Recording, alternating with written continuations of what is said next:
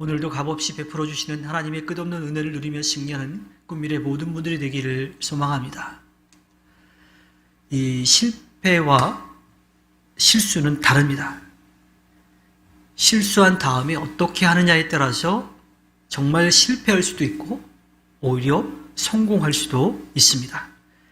잘못을 인정하고 반성하고 조언에 귀 기울이며 살아가야 더 나은 모습으로 나아갈 수가 있죠.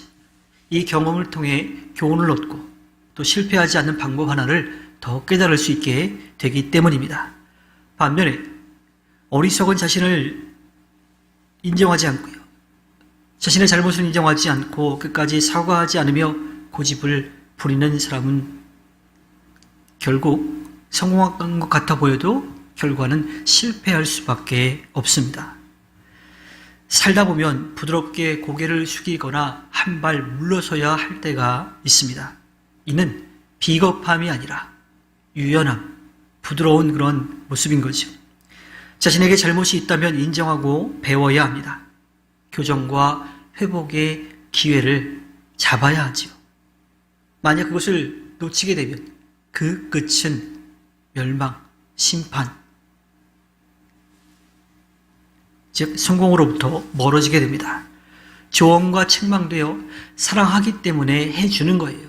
주변에 잘못했다라고 이야기해주는 사람, 바꿨으면 좋겠다라고 이야기해주는 사람이 있다면, 책망과 조언을 해주는 사람이 있다면 그 사람은 참 행복한 사람입니다.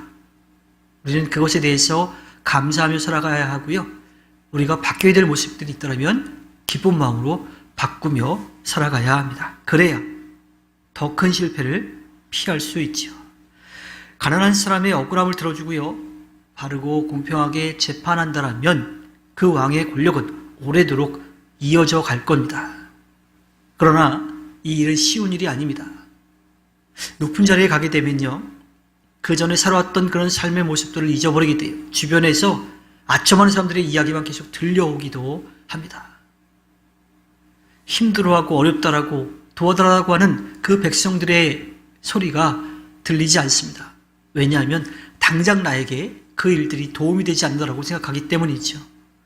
오히려 눈앞에 보이는 도움을 얻으려고 한다면 힘을 가진 주변의 사람들, 그래서 이 권력자들이나 세도가들, 그들과 좋은 관계를 유지하고 그들에게만 잘해주면 그 왕위가 계속 이어질 것처럼 그렇게 생각이 되기 때문에 힘들고 어려운 사람들의 이야기를 듣는 것, 그들에게 도움의 손길을 뻗는 일이 참 어렵습니다.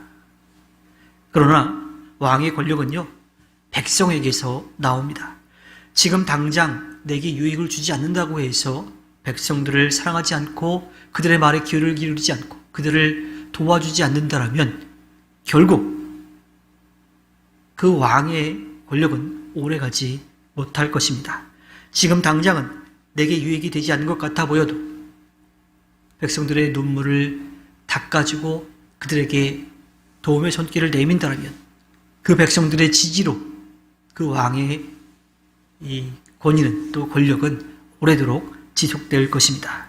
이 말씀은요, 예수님의 모습을 떠오르게 합니다.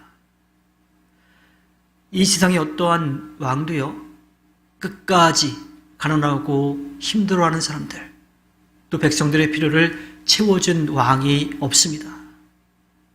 예수님은 이 땅에 왕으로 오셨지만 높은 자리에 다른 사람들이 부러워할 만한 그런 모습으로 오지 않으셨습니다.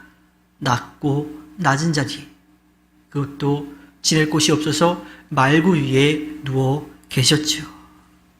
그곳에서 세상에서 인정받지 못했던, 많은 힘을 가지지 못했던 목자들의 방문을 받으셨습니다. 그리고 이 땅을 살아가는 동안 가난한 사람들, 몸과 마음이 아파 지쳐있는 사람들, 또한 당시에 죄인으로 정죄받았던 그 사람들 곁에서 끝까지 그들의 친구가 되어 주셨습니다.